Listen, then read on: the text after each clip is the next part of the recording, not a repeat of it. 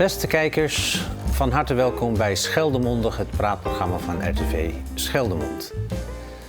Vanavond in ons programma van de Ledelquiz Ron en Marjan van Galen Dees. Van harte welkom. Dankjewel. Ik wilde graag met jullie over de Ledelquiz en andere quizzen die jullie voor bedrijven en partijen organiseren praten. Mensen kunnen daar ook naartoe. Vanaf september gaan jullie weer maandelijks een quiz houden. Oh. Maar voordat we daaraan beginnen wilde ik vragen, wat willen jullie vertellen over je leven voor en naast het quizzen? Ja, Rick. Ja, nou, ik ben Ron van Galen. Ik ben afkomstig uit Brabant.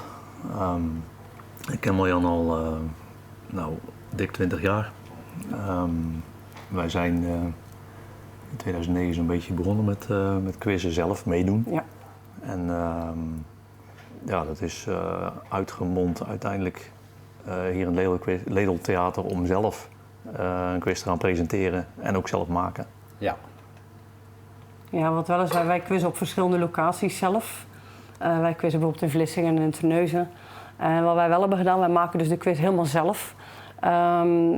Wij hebben ontdekt dat in de quizzen die we daar krijgen, dat zijn vaak gekochte quizzen, dat daar wat haken en ogen aan zitten. En het is gewoon, als je hem zelf maakt, dan kan je dat ondervangen. Dus dan kun je de vraag wat meer afstemmen op je publiek. Dus je weet een beetje wie er komen, dus daar kan je wat meer rekening mee houden. En dat het ook klopt, want wij hebben heel vaak dat vragen niet kloppen. Dan krijg je een vraag en dan pas bij het antwoord begrijp je eigenlijk de vraag. Of er zijn meerdere antwoorden mogelijk. Of je krijgt vragen voor meerdere punten. En dat vinden we eigenlijk niet zo leuk, want dan heb je op een onderwerp wat heel zwaar weegt. Dus bij ons, we hebben 80 vragen en elke vraag is gewoon 1 punt. Dus aan het eind 80 punten, waardoor gewoon elk onderwerp even zwaar weegt. Ja. We proberen te putten uit ongeveer 40 onderwerpen, zodat je iets van 2 vragen maximaal per onderwerp hebt, per quiz. Ja. En dat echt te variëren, zodat het ook gevarieerd is. Want als je heel veel op 1 onderwerp hebt en je weet daar weinig van, dan is het gewoon niet leuk. Het is gewoon leuk dat er verschillende dingen aan bod komen, denken wij. En dat is gebaseerd op jullie ervaring, dat is gegroeid, zeg maar, dat jullie het steeds beter kunnen? In wezen hebben wij de beste stukjes uit de quiz waar we mee hebben gedaan, eigenlijk de beste elementen eruit gepakt. Ja. Om te gebruiken in onze quiz zoals wij denken dat die voor hier het meest toegankelijk en het leukste is eigenlijk. Ja.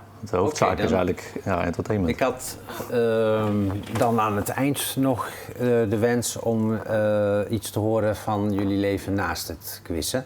Dan stel ik voor dat we beginnen met even te kijken naar een paar van de foto's die jullie beschikbaar hebben gesteld. Een foto van een logo, jullie kunnen erover vertellen. Ja, dat logo, dus de zebra, dat is eigenlijk afkomstig van Marjan is Zeeuws. Ik ben Brabant. We wonen al hier, zebra. Ik snap. Dus daar komt de zebra vandaan. Ja. Ja, en dat plaatje hebben we ooit ergens bedacht en uitgevoerd en als logo gebruikt, voornamelijk voor onze Facebookpagina. Dus de tweede maandag van september begint het weer. Ja. Nou, er is er nog eentje voor de zomer. Dat is 12 juni, dat is de laatste voor de zomer. Ja. Dus er is er nog eentje. En dan juli, augustus niet. In de zomer zijn we altijd 2 maanden dat we het niet doen. Ja. En dan in september beginnen we weer inderdaad op de tweede maandag. En dat is 11 september. Hè? Ja. En de tweede maandag, dat streven we na, maar dat lukt niet altijd. Omdat soms is het theater bezet. Of soms komt het onze agenda niet uit. Dus soms wijken we er wel eens een beetje vanaf. Ja. Jullie presenteren hier een quiz en eentje heeft zebra-kleding aan, toch? Nou, allebei. 2 zo. Oh, dat zijn een heleboel zebra's. Ja. Vrienden van ons die willen nog eens een keertje aankomen met zebra-dingetjes. Ja. En zelf spotten we ook wel zebra-dingetjes. Ja, dat is inherent aan hoe we leven. Dat is, je ziet een zebra in elkaar, dat is leuk. Zeeland, Brabant. Ja. En dan heb je zo een overhemd binnen. Ze zouden dat meer kunnen gebruiken. Hè? Bijvoorbeeld onze politie is Zeeland, West-Brabant. Dat zou ook zebra kunnen zijn. Nou, je ziet het ook al meer hoor, het zebra. Maar wij voeren die naam al heel lang. We hebben dus als wij quizzen, onze teamnaam is dus ook de Zebra's op pad. Ja. Wat op pad komt bij ons trouwens van omdat we begonnen zijn in Vlissingen. Ja. En dat is een uur rijden. Dus we moesten best wel eventjes op pad. En natuurlijk de woordspeling met zebrapad. Dus dat vonden we gewoon een grappige naam, Zebra's op pad. Oké, we hebben gezien dat jullie een quiz presenteren. Hoe gaat dat in zijn werk? Quiz presenteren? Het presenteren zelf. Ja. Nou ja, we hebben ons natuurlijk goed voorbereid, want we hebben de quiz zelf bedacht. Ja. Dus je weet exact wat erin zit. Ja. Het presenteren gaat meestal als volgt in zijn werk. Marjan die doet een openingspraatje van welkom. En tegenwoordig is het niet al te ingewikkeld, want de meeste quizzers zijn quizzers die al vaker geweest zijn. Ja. Dus je hoeft het niet nog eens een keer uit te leggen. Ja. Soms zijn er nieuwe teams en daar leg je het nog even apart uit of tussendoor help je wat. Ja. Maar de presentatie is eigenlijk als volgt. We hebben 8 rondes. We beginnen met plaatjesronden. Die leggen we neer. Mensen kunnen met een team aan de slag om de oplossingen voor de 10 vragen te achterhalen. En dan komt er gelijk een ronde 2 achter met open vragen. En dan elke 2 rondes hebben we een kleine pauze. Dat mensen naar de wc kunnen, roken of iets aan de bar halen. Ja. En na 8 rondes zijn we klaar. Ja, en na die 2 rondes gaan wij telkens nakijken. Is dat te doen dan, om alles na te kijken? Ja, dat moet. Wij verdelen dat. We doen allebei, we hebben onze vaste rondes die we nakijken. Vaak ook de vragen die we stellen, die kijken we na. Dat is ook eerlijk, want dan kijkt 1 persoon alle antwoorden van 1 ronde na. Dus dan weegt alles even zwaar. Stel dat je allebei een halve ronde nakijkt en ik denk bij een antwoord, ja, vind ik wel half goed. En hij denkt, nee, is fout. Dat kan niet. Ja. Dus daarom kijken we allebei een hele ronde na, omdat je van jezelf weet, ik heb het dan net goed gerekend, moet ik het nu ook goed rekenen. Of soms ga je terug, zeg je van, nou, toch maar een half puntje. Dus je bent soms aan het eind bij het nakijken dat je toch nog even terugbladert van, wat doe ik met dat antwoord? Want ja, niemand heeft het goed, dit komt wel in de buurt, dan geven we hier een half punt voor. We zijn altijd heel soepel met nakijken. We geven wel vrij snel een half punt nog, als er een deel van het antwoord in zit bijvoorbeeld. Ook bijvoorbeeld voor- en achternaam, heb je alleen de voornaam, krijg je ook een half punt. Wij zijn redelijk soepel, omdat we denken het moet ook leuk blijven. Ja. Dus we hebben inderdaad 2 rondes, dan een pauze waarin wij nakijken. Dan geven we de antwoorden en we geven een tussenstand. Dat doen we na elke 2 rondes. Dan komen we straks op terug wat er gebeurt als de eindstand bekend is. Ja. Ik begrijp, denk ik, dat het veel werk is om zo'n quiz te maken. Heel veel werk. Ja. Het is heel leuk om te doen, maar het is heel veel werk. We gaan echt dagen mee weg. Heel veel uren inzetten. Ja. Ja. Het is leuk om te doen, want wij lezen dus de krant met een klapblokje daarnaast. Om, als je iets opvalt, van even opschrijven. Ja, wij maken heel veel aantekeningen. Maar eigenlijk, omdat we dat al sinds 2018 doen, zijn we er ook wat alerter op.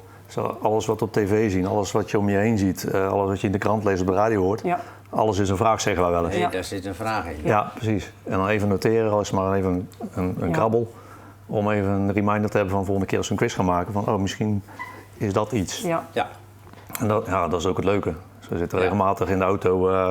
Dan zie je iets, dan maak je iets mee. Of je hoort iets op de radio van, dat is een goede vraag. Ja, daar kan ik een goede vraag van maken. Bijvoorbeeld.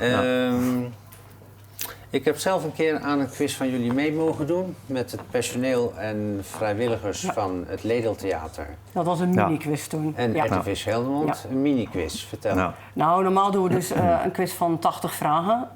Een plaatjesronde, een Zeeuwsronde, een actualiteitenronde, een muziekronde en 4 rondes met algemene vragen. Maar als je een quiz doet op verzoek, dus voor een bedrijf bijvoorbeeld, en ze willen iets anders, dan kunnen ze dat aangeven. Dus bijvoorbeeld 2 plaatjesrondes of 2 muziekrondes, of we willen maar 60 vragen. En dan korten we het in. En vaak ook als we iets voor een bepaald bedrijf maken, dan doen we bijvoorbeeld, stel het is een bouwbedrijf, dan proberen we bijvoorbeeld de plaatjes of de muziekronde ook een beetje dat thema daarin terug te laten komen. Ja. En ook een aantal van die vragen. Dus dan gaan we echt wel specifiek op zoek dat dat hier en daar terugkomt, dat gewoon ook leuk of grappig is. We moeten soms dan echt wel onderzoek doen, omdat we soms ook van dingen weinig afweten. Maar dat is wel leuk, denk ik, dat het ook wat specifieker is dan op zo'n moment. Ja. Dus toen was het een mini-quiz, omdat er niet zo heel veel tijd was. Dan moesten we denk ik in een uur of zo. Ja. Dus dan denk ik dat we 1 plaatjesronde hadden en 1 muziekronde. En misschien dat we 20 losse vragen hadden. Ik dacht 300, ja. Dus dan... Ik kan me 1 vraag herinneren, maar daar komen we dan nog op. Ja. Ik stel voor dat we naar de volgende 3 foto's gaan kijken van 2 quizzen. Mag ik hier nog even iets over zeggen, over deze foto? Maar die is op die was dit in moment... beeld. Oh, daar is die. Ah, ja. Rechts is Jippie, dat is onze mascotte. Die nemen we altijd mee als we zelf gaan quizzen. En hij heet Jippie omdat de quizmaster in Vlissingen, die heet Jip. En als we gewonnen hebben, jippie, dan zijn we heel blij. Ja. Je ziet Zeeuwse rondjes. Dat is een prijs voor degene die de Zeeuwse ronde wint. Dus we hebben altijd een hele ronde met Zeeuwse vragen. Zowel algemeen Zeeuws als actueel Zeeuws. En de winnaar krijgt dan de Zeeuwse rondjes. En je zag ook zuurtjes. Ja. De verliezer krijgt altijd iets zuurs, omdat we het zo zuur vinden dat je laatst geworden bent. Dus we hebben ook altijd een soort troostprijs voor de laatste plek. Ja. En dan zag je nog een soort oorkonde liggen. Daar staan alle winnaars op van alle quizzen. Dus dan kom je daarop als een soort eervolle vermelding. En die krijg je mee en die mag je houden. Ja, dat is netjes. Ja. Er is ook een beker, die hebben we hier niet, want het is een wisselbeker. Dus die is nu bij het winnende team van de laatste keer. Ja. Dat is op dit moment een hele leuke beker, want het is een soort mini-Oscar. Dat vonden we zelf wel heel grappig. Een mooi model. Ja. Ja. En dit is... Wat je hier ziet is eigenlijk de prijzentafel. Aan het eind van de quiz, de eerste 3 teams die worden uitgenodigd om naar voren te komen in omgekeerde volgorde. Dus de winnaar die mag eerst iets uitkiezen van de tafel per persoon. Dus er liggen zo gemiddeld 15 à 20 prijzen. Ja. De eerste 3 teams die kunnen dan een prijsje uitkiezen. Dus een team heeft 5 prijzen voor elke deelnemer één? Ja, elke deelnemer één, ja. En die mogen ze zelf uitzoeken? Ja, daar mag de winnaar eerst. Ja. Want een team is maximaal 5 personen. Dat wil niet zeggen dat je per se met 5 personen moet meedoen. Nee. Je mag ook alleen als je dat wil. Dat is wel beter. Het is voor- en nadelen. Met z'n 5 heb je ook 5 meningen. Ja. Dat kan ik me van die ene vraag herinneren. Ja, je kan veel sneller overleggen als je met minder mensen bent. Maar wij quizzen heel vaak met z'n tweeën. En we merken dat heel veel mensen huiverig zijn om met een klein team, bijvoorbeeld 2 of 3 personen, te quizzen. Wij doen het wel. We zijn natuurlijk ook heel erg op elkaar ingespeeld. Dat gaat soms goed, gaat soms ook wel wat minder. Soms nemen we ook mensen mee. Ze hebben een team van 4 of 5. Maar wij durven het wel aan met z'n tweeën. Ja. Maar het kan dus gewoon wel. Als je gewoon best wel het een en ander weet, of je denkt, vind het gewoon gezellig, dan kom je gewoon met een kleiner team. Dat mag wel. Mag. Minimaal 1, maximaal 5. Ja. De basis is natuurlijk gezelligheid, dat je met een team samen bent en een avond, je bent 3 uur onder de pannen en je probeert vraagstukken op te lossen samen. Ja. En je drinkt er wat bij en wij zorgen voor de nodige leuke vragen ertussen. En het is, wij vinden het leuk om te doen en we krijgen de reacties van mensen terug dat ze het leuk vinden om het mee te maken. Ja. Ik weet niet of het plaatje nog even terug kan, want volgens mij is die weer uit beeld. Er was ook een schaal met zakdoekjes, die leggen we altijd op de bar aan het eind. Weet je welke foto het is? Linksonder. Oh, linksonder, ja. Dus dat is voor de tranen van vreugde en van geluk. Dus iedereen kan, als hij naar huis gaat, als hij wil, een pakje zakdoekjes meenemen als een soort troostprijs. Ja. Links zie je nog lollies. We hebben ook een tijd gehad dat er nog iets van snoep erbij hadden staan. Doe op dit moment niet. Nee. Dat is een beetje door de corona dat weggevallen is, omdat het toen over de datum ging natuurlijk. En rechtsonder wat grotere prijzen. Dat is een fles champagne, cava. Volgens mij een zak met spekjes, ik weet niet precies wat het allemaal was. Maar we hebben ook een jaarcompetitie, maar dat kun jij misschien beter uitleggen. Ja, competitie. Elk team krijgt na afloop van de avond een aantal punten. Dus die wie het hoogst eindigt krijgt 25 punten. De tweede krijgt 21 punten. 18, 16, 15, 14 enzovoorts. Ja. Elke maand heb je dus een ranglijst. En op het eind van het jaar, er zijn normaal gezien 10 quizzen zijn er geweest. Ja. Wie over die 10 quizzen de meeste punten heeft gehaald. Moet ik er even iets bij zeggen, want je mag 1 keer mag je er niet zijn of afwezig. Dus het slechtste resultaat valt af. Ja. Dus wie van de 9 beste resultaten dan het hoogste aantal punten heeft, die heeft dan de jaarcompetitie gewonnen. Ja. Ja. En die krijgt dan wat grotere prijzen. In dit geval was het vorig jaar zo'n fles cava en nog wat dingetjes erbij. Ja. En dit jaar moeten we nog verzinnen. Ja, dat is elk jaar weer. Even kijken wat we dan doen. Sorry. Dat is bovenop de prijs van de avond, zo gezegd. Ja, want dat was €3, toch? Dat valt is de toegang. Per deelnemer. Dat is de toegangsprijs, ja. Dat is de toegangsprijs. Dus €15 voor een vol team. Ja, duidelijk. Dan stel ik voor dat we even teruggaan naar de quiz en de plaatjesronde. Want het zou leuk zijn als jullie wat voorbeelden kunnen geven van vragen die je stelt. Ja. Dus even kijken of we daar foto's van kunnen zien of dat ietsje later komt. We houden het in de gaten. Ja. Nou, we hebben dus inderdaad altijd aan het begin een plaatjesronde. En dan proberen we ook altijd om 10 verschillende categorieën in die plaatjesronde te stoppen. En ook de maand erna weer, als het een beetje kan, andere categorieën dan de maand ervoor. Dat lukt niet helemaal, maar als we dus nu een film hebben, doen we de volgende keer een muziek iets. En de ene keer strip en dan bijvoorbeeld een cartoon. Ja. En de ene keer een plant en dan een dier. En zo proberen we een beetje ook afwisseling daarin te doen. We proberen ook altijd een Zeus-plaatje erbij te doen. Dat vinden we ook zelf wel grappig. En die delen we pas uit na het welkomstpraatje. Dat als iedereen gewoon zit, dan zijn we ook telefoons van tafel. Dus maar 1 regel, niet opzoeken. Nee. Want dat is gewoon niet leuk. Dus het liefst hebben we de telefoons van tafel tijdens de vragenrondes. En dan, dus de bedoeling dat je, daar zie je een plaatjes rond in beeld inderdaad van onze laatste quiz. Ja. En dan zie je dus inderdaad een dier. Die tweede is eigenlijk actueel, omdat de zangeres al is overleden. Dan heb je iets in de categorie sprookjes. We hebben een bekende Zeus-Vlaming. We hebben iets met computerspellen. Een voorwerp. Adreskunde. Sport. Reclame en logo's. Een beetje in die categorie zit dat. En een puzzeltje. En dus echt 10 verschillende categorieën. En dan delen we dat dus uit aan het begin van de quiz. Ik deel de plaatjes uit. Ron die gaat langs om het entreegeld op te halen. En als we merken dat het een beetje rumoerig wordt, dan gaan we door naar ronde 2. En na elke 2 rondes, voordat de pauze komt, krijgen ze nog 4 minuten bedenktijd. Kunnen ze even met elkaar overleggen.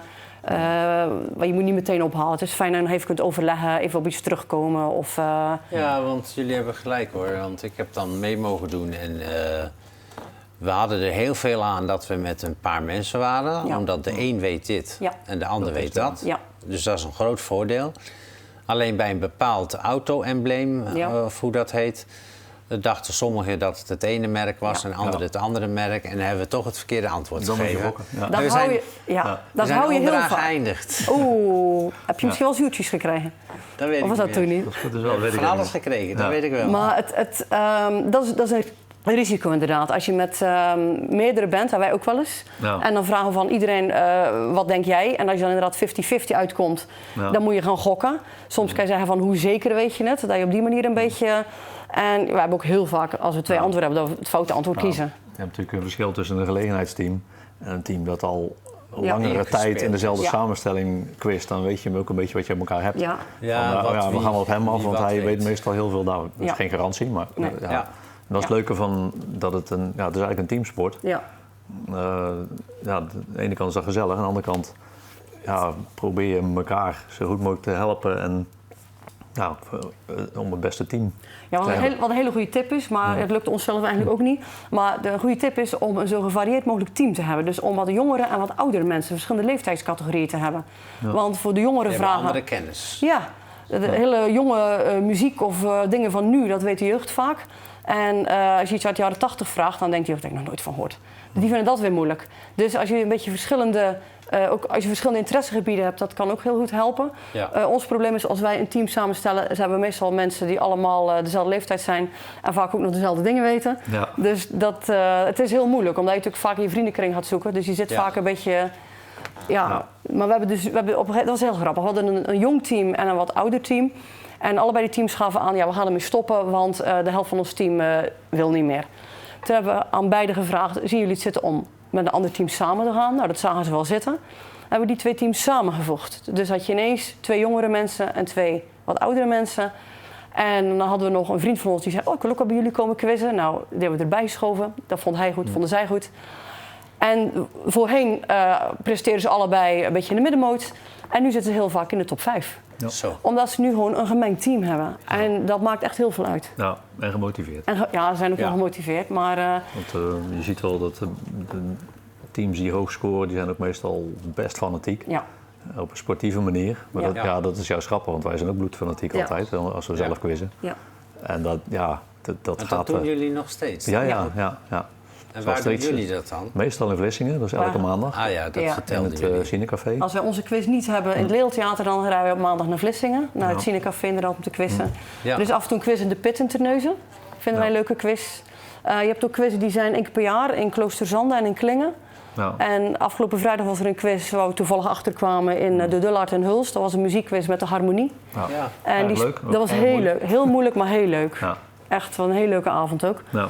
En zo heb je dus soms quizzen waar je tegenaan loopt. En, of dat iemand anders je op attendeert van... er is daar een quiz, dan gaan we een keer kijken. Ja. Vinden we het leuk, dan gaan we vaker. Maar vinden we het niet leuk, dan doen we het niet meer. Want we hebben best altijd wel drukke agenda's. Ja. Dus we doen alleen maar wat we echt leuk vinden.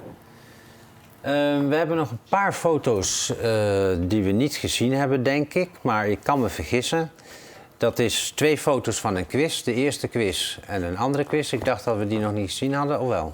Ja, volgens mij is al eens langsgekomen. Oké, dan zitten de foto's erop. Denk het, ik weet niet zeker. Hebben we alles besproken of ben ik iets totaal vergeten te vragen? Nou, ik denk dat het ook belangrijk is om te weten dat we aan het begin altijd een schiftingsvraag stellen waar een getal uitkomt. Mocht je teams hebben die gelijk eindigen, dan bepaalt de schiftingsvraag wie dan op 1 of op 2 of op 3 komt. Dat kan me iets van herinneren. Ja, want we hebben meegemaakt in het verleden bij quizzen dat je dus op het laatst hebt dat gelijke stand is. En dat maakt in het midden niet zoveel uit, maar voor de top 3 natuurlijk wel. Ja. Ik weet niet of jij nog misschien de antwoorden wil geven van de plaatjesronde die daarnet in beeld was. Ja. Ja, dat is deze. Ja. Nou, de eerste, dat diertje wat je ziet, dat is luiaard. De tweede, die zangeres die overleden is, is Lillian Day Jackson. Het sprookje wat je op 3 ziet, dat is Duimelijntje of Duimeliesje. Nummer 4, dat is een bekende Zeeuw, dat is Geert de Bruikere. Die was dierenarts. Dierenarts, ja. Op 4 is een computerspel dat heet Flappy Bird. Op 5 was dat. Ja. 6, dat is een bouwmateriaal, dus het kleine stukje wat in de stootvoeg zit. Dat heet een bijenbekje. 7 zie je Hongarije inderdaad. Ja. Jee, ik heb 1 goed. Heel goed. Op 8 is een hele jonge Erika Terpstra. Vrij duidelijk te zien, denk ik. Kan je wel zien, ja. Op 9 dat die reclameslogan van sieren verlies elkaar niet als polarisatie dichtbij komt. Ja. Dus polarisatie is het goede antwoord. Ja. En dat droedeltje, dat wat je onder ziet, dat is een puzzeltje en daar staat -8. Dus dat is het woord dat eruit komt, -8. Ik dacht -88, maar het is -8. -8, ja, dat is ook een woord dat er dan uitkomt. Ja. En dan als je alles goed hebt, heb je 10 punten. Ja. Oké, voor de kijkers in ieder geval, ze kunnen in september weer bij het Ledeltheater terecht. Op, 11 september is de tweede maandag van de maand. Ledelquiz, na de zomerpauze. Ja. En wij vragen altijd om een week van tevoren aan te melden. Ja. Voor nieuwe teams kan dat even via de e-mail, maar die staat ook op onze Facebook-site. Dat is ledelquiz@hotmail.com. Ja. En de bekende teams die doen dat in een WhatsApp-groep. En dan is het de maandag van tevoren aanmelden. Want er is een beperkte hoeveelheid teams kunnen maar kwijt. Als je vaker meedoet, dan vraag ik of er iemand van het team in de appgroep mag.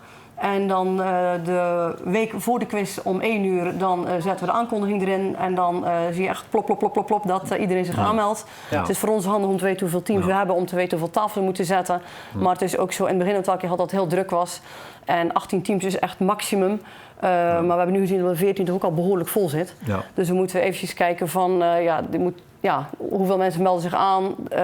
Dat je niet over die max sowieso heen gaat. Ja. Sowieso wordt het dan ook een beetje onwerkbaar, omdat dan duurt het langer met nakijken. Dan ben je langer met de quiz bezig. We proberen 8 uur beginnen, 11 uur klaar. Ja. En ook niet altijd, het wordt 11:15 ongeveer. Dat gaat nog, hè? Dat gaat redelijk goed. Ja. En we proberen aardig uit te mikken en dat lukt meestal wel. Ja, en met 18 teams gaat dat wringen. Dan wordt het, kom ik nog even terug op mijn beginvraag. Wat jullie doen voor en naast de quiz. Ja. Nou, wij zijn in de gelukkige omstandigheid dat wij niet per se voor een baas hoeven te werken. Ja. Dus dan zou je zeggen, dan heb je alle tijd van de wereld om een quiz te maken. Valt mee, want wij vervelen ons nooit. Nee. Wij wandelen veel. Ik doe vrijwilligerswerk op Rozenoord. En natuurlijk het vrijwilligerswerk voor hier, voor het Ledeltheater, bij de film. Rozenoord is ik zou nog bejaardentehuis, maar het heeft tegenwoordig anders, in Sluis. En mijn moeder zat er op een afdeling voor dementerenden. Zij is overleden. Maar ik ga 1 keer per week naar die afdeling om met die mensen een activiteit te doen, een spelletje. Ja. En er zijn soms ook activiteiten in de zaal en dan halen we die mensen ook erbij. En dan even bingo of er wordt muziek. Volgens mij met hetzelfde elan als de quiz. Ja, het is wel heel leuk om te doen inderdaad. Ja. Hartstikke bedankt. Mag ik nog 1 ding zeggen? Ja, zeker. In januari hebben we altijd een terugblikquiz. En dat is een andere quiz dan de andere quizzen. Dat is een quiz over het afgelopen jaar. Dus dan hebben we alleen maar plaatjes en vragen over het jaar ervoor. En de muziekronden zijn dan of hits uit het jaar ervoor of mensen die overleden zijn in het jaar ervoor. Dus je krijgt echt een quiz die helemaal gebaseerd is op het jaar ervoor. Een jaar dus daar kan je voor studeren. Daar kan je voor studeren. Ja. Dan heb je al voorkennis. Ja. Leuk. Alleen je weet niet wat er gevraagd wordt. Nee. Oké, ik ga naar de kijker. Beste kijker, hartstikke bedankt. En ik hoop dat u het een leuke, informatieve, maar vooral gezellige gesprek vond over het quizzen. U kunt meedoen in het Ledel Theater, dat heeft u gehoord. Volgende week is er een andere presentator en zijn er andere gasten. En ik hoop dat u dan weer kijkt. Alvast bedankt.